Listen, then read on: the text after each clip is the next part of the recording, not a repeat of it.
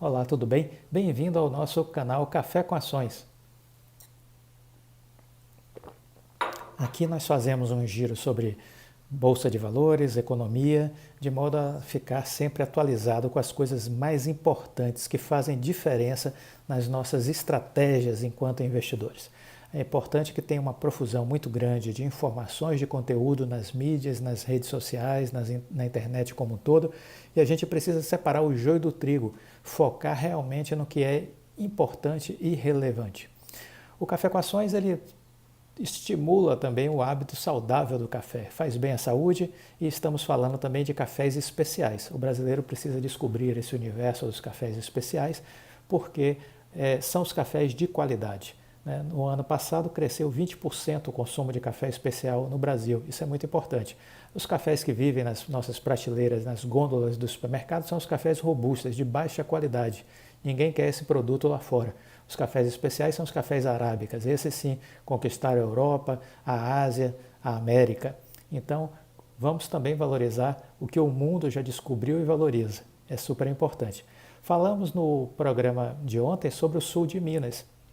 E vale a pena também destacar que, além do sul de Minas, a gente tem a região das Matas de Minas e da Mantiqueira de Minas. As Matas de Minas é uma região que vem crescendo no mercado de cafés especiais após o início da produção de cafés cereja descascado. Hoje os produtores estão entre os finalistas de concursos de cafés especiais e exportam para países como Japão, países da Europa e Estados Unidos. As principais cidades produtoras são Diamantina, Presidente Kubitschek, Manhuaçu, Araponga e Viçosa. As características do café é um corpo médio a encorpado, com acidez média, doçura alta, com aroma de chocolate e sabor cítrico.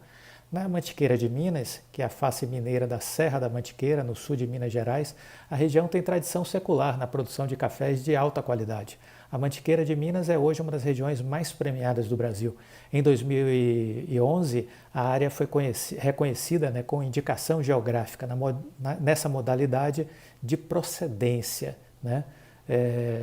ganha um selo, como se fosse um selo de qualidade, pela sua tradição e reputação mundial em produzir cafés especiais com perfil sensorial altamente diferenciado. Esses são cafés raros e surpreendentes, refletem a combinação de terroir único e de sabor e do saber fazer local, que busca continuamente excelência na produção. Entre os municípios destaca-se Carmo de Minas, que é uma pequena cidade que conquistou muitos prêmios. Outras cidades na região que se destacam são Conceição de Pedras, Paraisópolis, Jesuânia, Lambari, Dom Viçoso e Pedralva. Então são algumas das regiões de Minas Gerais, esse estado maravilhoso e que tem uma riqueza muito grande com relação a não só a seu meio ambiente, sua história, mas também com a questão da produção do café. Muito bem, o que falar nessa nossa edição de hoje do Café com Ações? Vamos falar sobre uma entrevista recente do sócio fundador da Mauá Capital, o Luiz Fernando Figueiredo. Tá? Ele foi ex-presidente, ele foi ex-Banco Central, e aí ele deu uma declaração recente dizendo: as ações no Brasil estão baratas. As ações no Brasil estão baratas. Vamos ouvir o que ele fala. Ele destacou o seguinte, que depois da tempestade, tudo caminha para um bom momento nas economias mundiais. E no Brasil não é diferente. A única questão, de novo, falamos sobre isso ontem, a única questão a se preocupar é a questão da situação fiscal, porque se ela deteriorar muito, aí ela vai realmente não só fragilizar a nossa economia, como afastar os investidores. E aí o que é que ele destacou nessa entrevista? A pandemia reforçou a paralisação da agenda de consolidação fiscal para dar suporte às pessoas e empresas, resultando em um salto no endividamento do país, que passou de 75% para quase 90% do PIB, certo? Esse ano terá de ser o ano da retomada do controle das contas públicas. Isso significa respeito ao teto dos gastos, o que torna muito difícil estender o auxílio emergencial às pessoas. Figueiredo alerta que descuidar desse ponto pode ter consequências sérias, revertendo a tendência positiva da economia para esse ano. O que ficou claro é que furar o teto dos gastos pode custar muito caro ao Brasil, a não ser que a gente veja uma segunda onda muito forte. Eu não acho que o Brasil vai furar o teto. E se isso acontecer, será muito ruim, será dramático para a economia. Figueiredo ainda voltou a conversar dizendo que a economia já vem sofrendo já de algum tempo, né? Temos aí desde 2014 problemas, mas que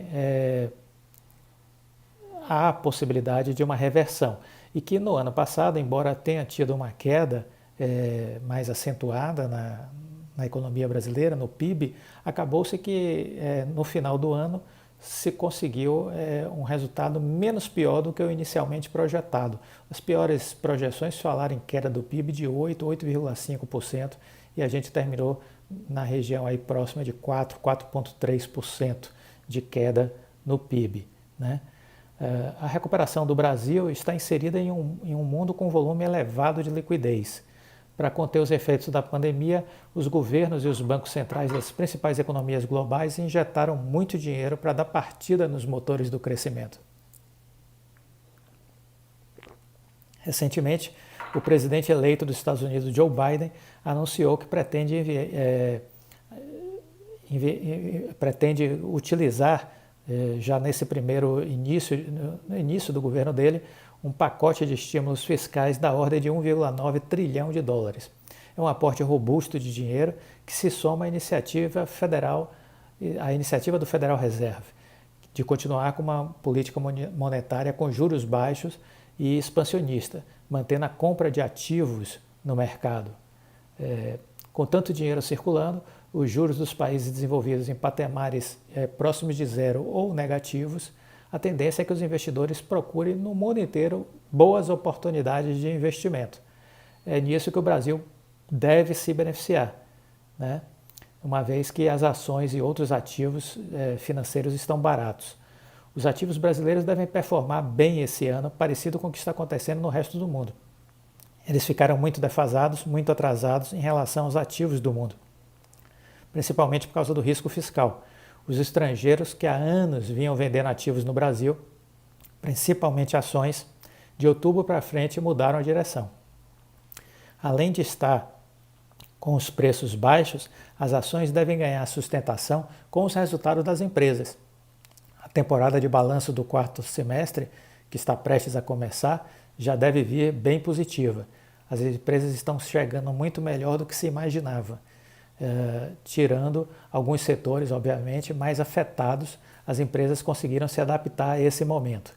A expectativa da Mauá é que o Ibovespa feche em 2021 com alta de mais de 10%, que levaria a sua pontuação acima dos 130 mil pontos. Para Figueiredo, as principais oportunidades da Bolsa estão nas áreas de energia, por ser um mercado regulado e que acaba sendo protegido da situação atual, e de commodities, diante das expectativas do aumento de exportações. Ele citou ainda o setor financeiro e bancário que sofreu nos últimos anos com a concorrência aberta das fintechs, mas que sai da pandemia fortalecido. Agora tudo, volto a dizer ele, depende do lado fiscal. Tudo está a favor de 2021, mas para que esse ano seja melhor que o anterior, é fundamental que a situação fiscal não piore. Veja bem, não piore. Isso quer dizer que o governo terá de voltar a apertar o cinto e controlar a trajetória das despesas públicas, respeitando o teto dos gastos. E aí é importante as reformas, né? A reforma administrativa e a reforma tributária. Isso precisa acontecer. De alguma forma também tentar fazer alguma coisa na área de privatização, né? Pelo menos se a gente conseguisse já fazer a privatização esse ano dos Correios, já seria um gol. Diante de não conseguir fazer nada, já seria um gol, pelo menos, privatizar os Correios. O Brasil deve fechar um ano com déficit fiscal de quase 4%, e esse cenário fica inviável estender mais benefícios à população. A trajetória da dívida e dos gastos somente começarão a cair de forma sustentável quando o país realizar as reformas. Não só para isso, como também para garantir que a economia volte a crescer depois de mais uma década perdida. Falamos isso já em outras edições do Café com Ações. Nós tivemos uma década nos anos 80, uma década perdida, e agora estamos tendo a segunda década perdida. De 2010 a 2020, o PIB teve um crescimento ridículo em 10 anos de 2,2%. É como se tivessem ficado estagnados durante 10 anos, né? Eu não sou muito otimista de achar que vai ter muito avanço, mas eu acho que vai sim ter uma reforma tributária de alcance menor, algum avanço na reforma administrativa e algum avanço também na questão fiscal, porque independente dessas reformas, a gente precisa continuar reduzindo o déficit para que a gente, no futuro, não muito distante, tenha uma dívida PIB mais estabilizada. Eu gostei bastante da atuação do Banco Central até aqui. O BC não ficou tentando defender a taxa de câmbio ficou muito pressionada por bastante tempo ao longo do ano. O BC deixou acontecer, afinal o câmbio é livre. A gente estava com a inflação muito abaixo da meta, o que acabou acontecendo é que a inflação acabou indo para a meta. Para ele, a disparada dos preços na segunda metade do ano, que levou o IPCA, o Índice Nacional de Preço ao Consumidor, ao maior patamar desde 2016, foi uma situação pontual e não sinaliza a trajetória de inflação em 2021. A gente tem muito hiato, muita ociosidade na economia, principalmente no setor de serviços. Nós tivemos muitos choques do lado cambial, um aumento mais forte das commodities em 2020. A inflação veio muito em função disso. Enquanto você tiver esse ato de desemprego, é muito difícil você ter mesmo com choques um processo inflacionário mais forte. A expectativa dele é que o BC já comece a se movimentar para ajustar a política monetária, primeiramente abandonando qualquer perspectiva aí de baixa da taxa de juros dos níveis atuais. O aumento dos juros deverá vir a partir do quarto encontro em diante, programado aí já para meados do ano. Ele acredita que a Selic deva fechar 2021 em 3%. Se começar mais cedo a subir os juros, eles podem começar com 0,25 percentual. Então, foi um pouco aqui a conversa, né, do Luiz Figueiredo, da Mauá. O que ele trouxe aí de visão sobre economia esse ano, e aí vale a pena a gente estar atento por conta da formulação das nossas estratégias, né? O olho sempre na política. Se deteriorar, qual é a estratégia que eu defendo? Investir na Bolsa Americana, né? Existem excelentes opções de investimento na Bolsa dos Estados Unidos e é uma forma de se proteger contra as barbeiragens da política na economia nacional, ok? Então, vamos começar a olhar as empresas americanas. É super importante isso, olhar a Bolsa Americana, porque lá existem grandes oportunidades, né? Ano passado a Tesla subiu 700% ao longo do ano, 700%, né? Então vamos observar a economia americana e as empresas americanas.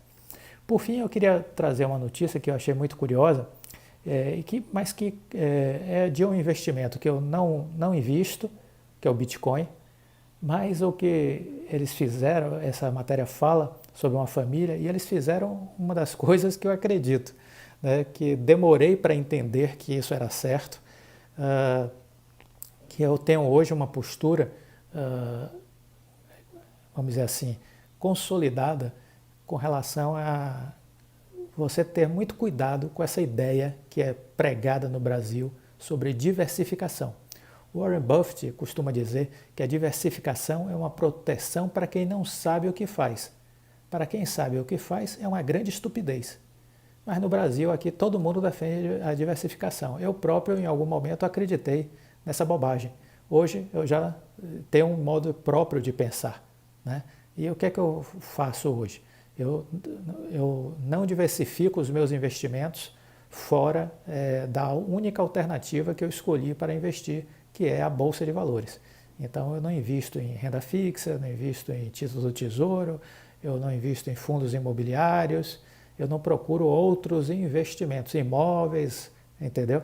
Meu foco é a Bolsa de Valores. Eu acredito que a Bolsa é o grande lugar para a geração de riqueza. Pois bem, então veja que dentro dessa ideia de diversificação, eu já concentrei na Bolsa. Dentro da Bolsa também, eu não diversifico muito. Tem gente que investe em 16 ações. Outro dia um inscrito no canal falou de 32 ações. Então veja, eu não invisto mais nessa quantidade de ações. 32, 16, 20. Minha ideia, minha estratégia é investir de 5 a no máximo 7, 8 ações. Sendo que tendo, dentre essa carteira de 5 a no máximo 7, 8, 2 ou 3, pelo menos, na Bolsa Americana. Entendeu? Então veja que eu procuro fechar o leque, não ter um leque tão grande com relação à diversificação, né? E aí eu trouxe essa matéria porque ela é um testemunho, né? Poderiam dizer, mas é muito arriscado isso. Bom, o risco existe, óbvio, mas o que lhe deixa confortável? Eu sempre digo, qual é a estratégia correta? A que lhe deixa dormir. Essa é a estratégia correta. Aí então, aqui é a matéria que eu queria ler para vocês. Família troca tudo por Bitcoin, fica milionária. Depois de vender tudo que tinham e ficar milionária com Bitcoin, a família segue otimista com o criptoativo e tem previsão de alta para o futuro. Em janeiro de 2017, uma família holandesa, são 2 pessoas com os 3 filhos, um casal e 3 filhos, tomou uma decisão que mudaria suas vidas. Em janeiro de 2017, venderam tudo que tinham na Holanda e usaram esse dinheiro para comprar Bitcoin. Na época, o ativo era negociado por volta de $900. Atualmente vale cerca de 20 mil. Naquele ano, essa matéria de dezembro de 2020.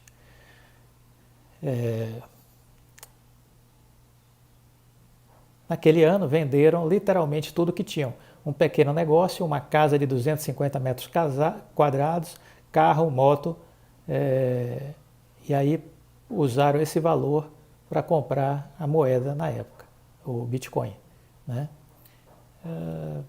A ideia dele e da família era viver uma vida mais simples e divertida também, comprando e vendendo Bitcoin.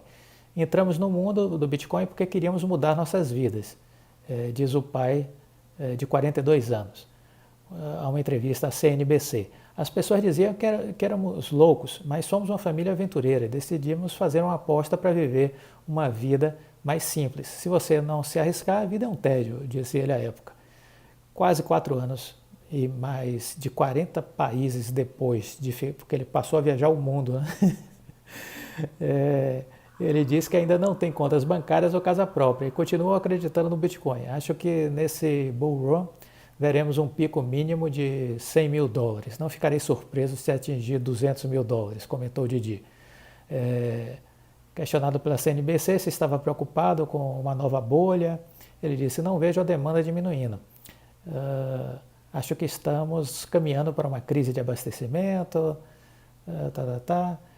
Mas, enfim, o que me chamou a atenção nessa matéria foi o fato deles terem focado em um investimento, né? Eles poderiam ter investido em outras tantas coisas, né? E eles escolheram um. Pelo que pude ler, eles estudaram e entenderam que havia possibilidade daquilo dar certo, né? De novo, você quer fazer alguma coisa, estude, tenha conhecimento. A partir do momento que você tiver um conhecimento profundo, monte a sua estratégia. Essa estratégia, ela pode ter um período de duração, né? Aí você monta a sua estratégia com o seu ponto de entrada e seu ponto de saída.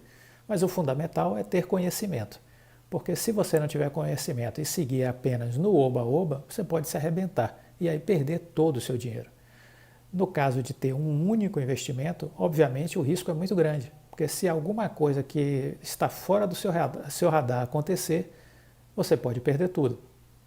Então é fundamental também não se concentrar tanto em uma única alternativa. É como eu digo, eu poderia ter apenas uma ação, mas eu procuro ter de 5 a 7, no máximo 8. Tá? Então é importante vocês entenderem essa noção de que, obviamente, ter uma única ação ou ter um único investimento, o risco realmente existe de uma forma maior, potencializa mais, porque você pode estar na sua estratégia desconsiderando algo importante, certo?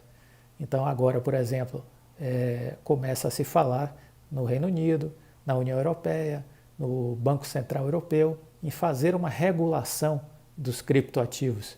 Que impacto isso vai ter nesse tipo de investimento, né? O que vai acontecer na hora que ocorrer de fato uma regulação? Ela parece que está a caminho.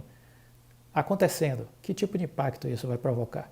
Então, avalie. Mas, por outro lado, eu trago a matéria para dizer, sim, diversificar com muitos ativos significa perder foco, perder concentração e diluir rentabilidade. Então, para mim, a diversificação, como é falada no Brasil, como é propagada no Brasil, eu não gosto e não faz sentido para mim, entendeu? Eu procuro concentrar, invisto apenas em bolsa de valores, em mais nada, e invisto apenas entre 5 e no máximo 7 e 8 empresas, não mais do que isso. Esse era o vídeo de hoje aqui do nosso Café com Ações. Fiquem com Deus e até a próxima.